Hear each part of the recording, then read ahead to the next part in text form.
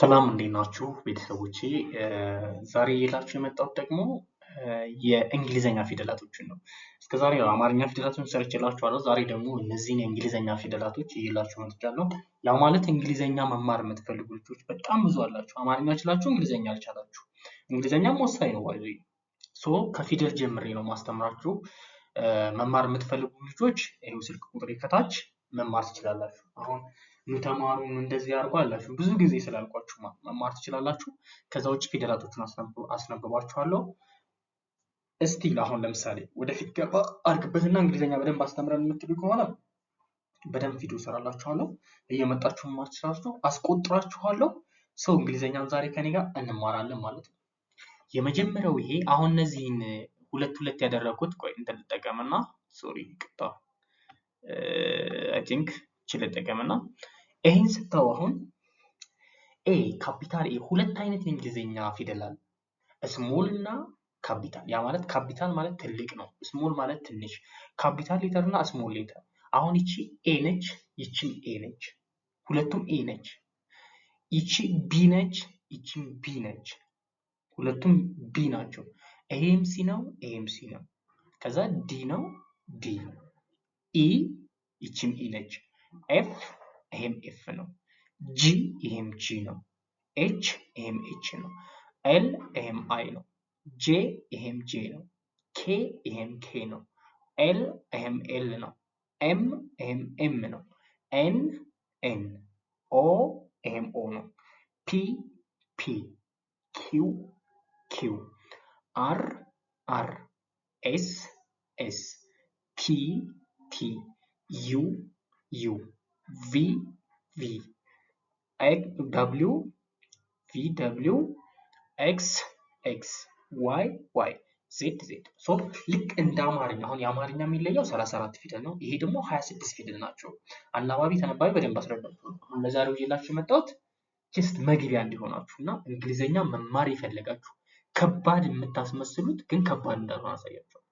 አማርኛ ከቻላችሁ አማርኛ በእንግሊዘኛ ተቻላችሁ 90% እንግሊዘኛ ትችላላችሁ።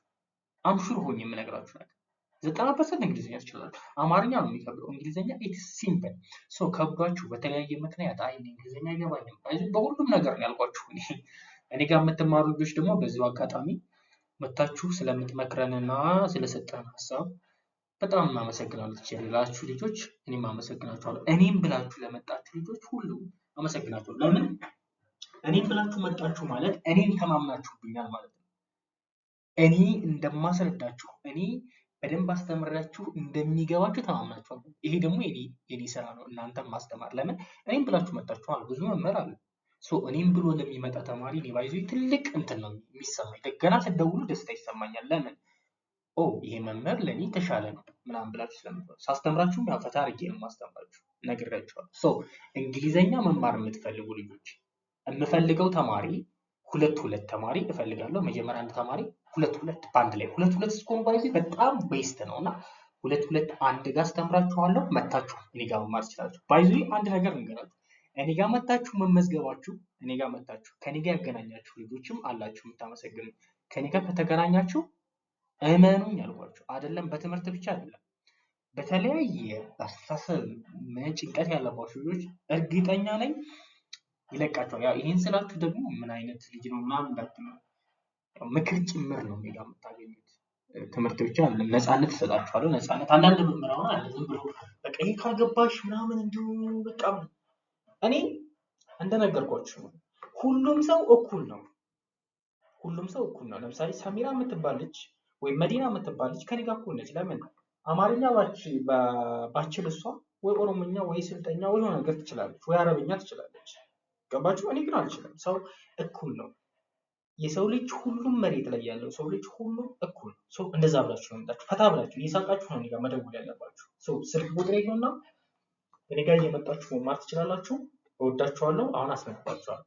ኤ ቢ ሲ ዲ ኢ ኤፍ ጂ ኤች አይ ጄ ኬ ኤል ኤም ኤን ኦ ፒ ኪው አር ኤስ ቲ ዩ ቪ ደብሊው ኤክስ ዋይ ዜድ።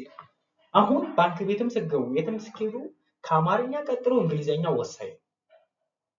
ሁሉም ቋንቋ ወሳኝ ነው፣ ግን እነዚህ ኢንተርናሽናል ላንጉጅ ስለሆነ ለምሳሌ አማርኛ በኢትዮጵያ እንትን ነው ኦፊሻል ነው።